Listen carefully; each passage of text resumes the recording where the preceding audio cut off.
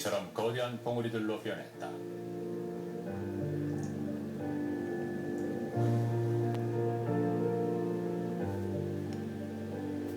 그래서 에베레스트 정상에서도 바다 생물의 화석이 발견되기도 한다.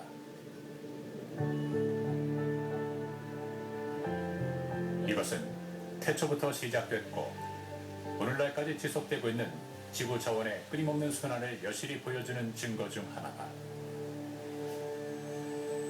The rocks and the mountains around us used to be living organisms. They're made of the same materials that we are, and we're made of the same materials that they are.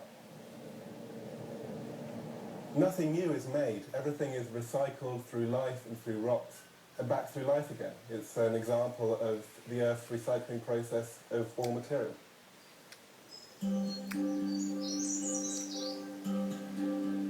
지구의 암석이 생물이 되고 지상에 살아있는 모든 것들이 다시 암석의 일부가 되는 이유는 모든 것이 동일한 구성 요소들로 만들어졌기 때문이다.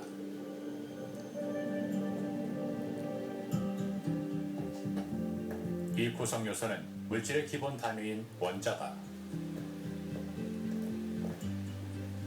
지구상에는 92가지의 원자가 존재하고 이 각각의 원자가 하나의 성분을 구성한다. 세상의 모든 암석과 구름과 생명체는 이 성분들의 조합으로 만들어지며 이 풍요로운 지구 환경의 밑바탕이 된다. 우리가 이 성분을 독립적으로 관찰할 기회는 드물지만 이들은 저마다 매우 독특한 성질을 갖고 있다. Calcium in its raw form is actually a shiny silver metal. We're not used to seeing it in this form. We're more used to seeing it in combination with other elements such as in chalk or in our bones and teeth. This is sodium, which is also a shiny silver metal, but in the atmosphere combines with oxygen very rapidly to form this whitish skin. But if I cut it up, you can see that the surface is in fact very shiny, although it goes white very quickly. In this form, sodium reacts extremely strongly with water.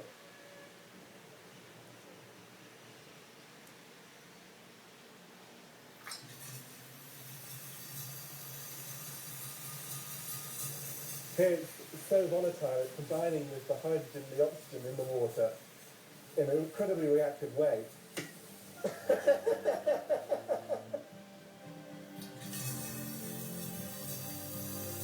하나의 성분은 이 같은 반응과 조합을 통해 새로운 물질을 만들어낸다. 덕분에 지구는 무한한 다양성을 개발시킬 수 있었다.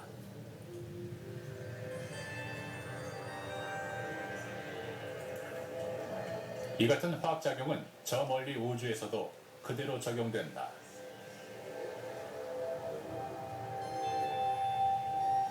인간이 발을 디딘 달에는 헬륨과 은, 물이 풍부하다.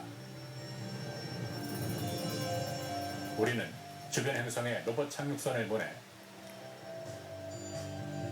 화성에는 철이 풍부하고 그것이 산소와 결합해 행성 전체가 붉은 빛을 띈다는 사실을 알아냈다.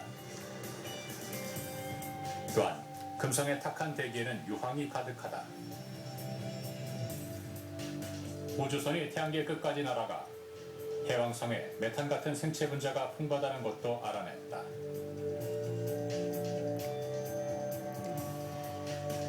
이웃 행성들은 이렇게 직접 그 구성 성분을 파악할 수 있지만 항성들은 그보다 훨씬 멀리 떨어져 있다. 그리고 그 사이에는 방대한 우주 공간이 자리하고 있다.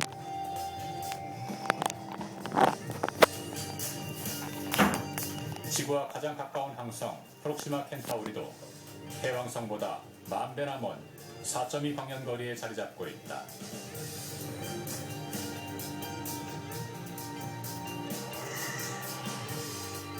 가장 가까운 안드로메다 은하는 250만 광년이나 떨어져 있다. 우리가 항성들을 만날 수 있는 방법은 우주에서 오는 희미한 빛뿐이다. 하지만 놀랍게도 우리는 이 빛을 통해 우주 저편 세상의 구성 성분을 파악할 수 있다. 원소들이 갖고 있는 특유의 성질 덕분이다. 원소는 불에 탈 때 빛을 발하고 그 색이 원소마다 다르게 나타난다. This is strontium. As you can see, it burns bright red. This one is barium. And it burns green. And this is copper. And it burns blue-green.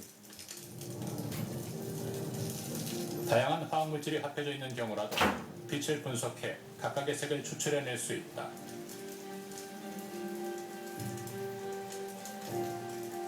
If you shine light through this diffraction film, it acts like a prism and splits the light into its entire spectrum of colour. 항성의 빛도 이런 식으로 분석이 가능하다. This is the full spectrum of light from our nearest star, the Sun. The first thing you can see is it looks exactly like a rainbow. And that's because a rainbow does exactly the same thing and splits light into its constituent colours. But when you look closer, you can see there are lots of dark lines. And each of these lines corresponds to the colour emitted by elements when they burn. For example, these lines represent iron, these two represent magnesium, down here is sodium, and this is one of the lines of hydrogen.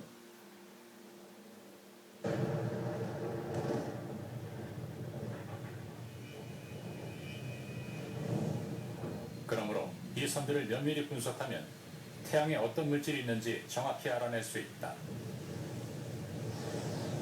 태양은 수소 70%, 헬륨 28%, 기타 물질 2%로 구성되어 있었다. 우리가 하늘에서 보는 항성은 모두 이런 분석이 가능하며 그 구성 성분을 정확히 측정할 수 있다.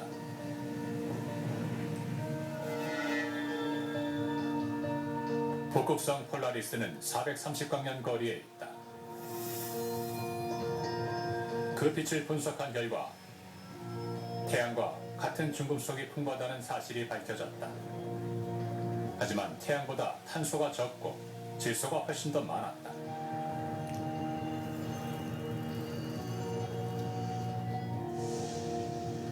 북쪽 하늘에서 두 번째로 밝은 직녀성은 우리에게 낯선 물질들로 가득하다. 태양과 같은 금속은 3분의 1밖에 되지 않는다. 다른 항성들은 금속의 비중이 높다. 큰 기자리 시리우스는 태양보다 철이 3배나 많다. 프록시마 켄타우리는 상대적으로 마그네슘이 풍부하다. 하지만 그 성분의 양은 차이가 있을지언정 우주 어디를 둘러봐도 이곳 지구에 있는 것과 똑같은 92가지의 원소가 발견될 뿐이다. And that amazingly means that the entire Earth, me, the plants around me, are made from exactly the same constituents as the entire universe. 별이나 은하와 똑같은 물질로 구성된 인간 역시 결국은 우주와 연결된 존재인 것이다. 그렇다면 이 물질들의 기원은 어디이며 어떻게 해서 인간이 될 수 있었을까? 이 질문에 대한 해답을 얻으려면 태초의 시간으로 거슬러 올라가야 한다.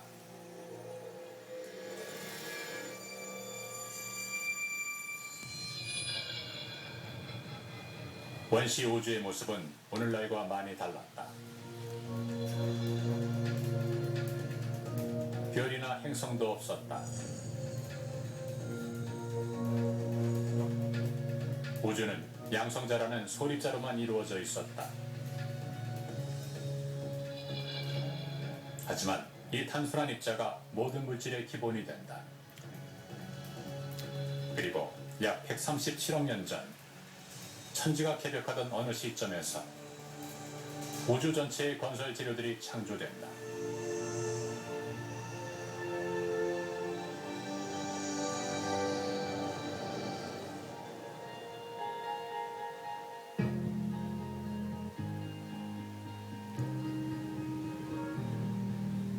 이 양성자에서 모든 원소들이 만들어졌다.